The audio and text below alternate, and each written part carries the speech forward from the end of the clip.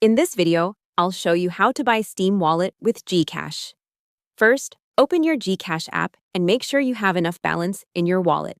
It's also a good idea to double-check the amount you want to buy, so you can avoid failed payments or buying the wrong denomination. Next, on the GCash home screen, tap GLife or go to the section where digital vouchers and game credits are available. Depending on the current app layout, you may also find Steam Wallet under Games, Entertainment, or Partner Merchants inside GCash. Once you find Steam Wallet, choose the voucher amount you want to purchase.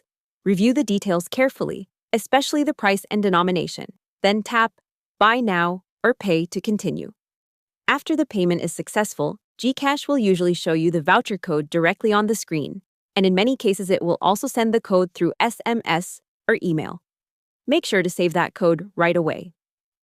Now open Steam, go to Games, then redeem a Steam Wallet code. Enter the code and confirm. The wallet balance should be added to your Steam account instantly. That's how to buy Steam Wallet with GCash. Hope the tutorial was helpful. Subscribe to my channel and see you in the next video.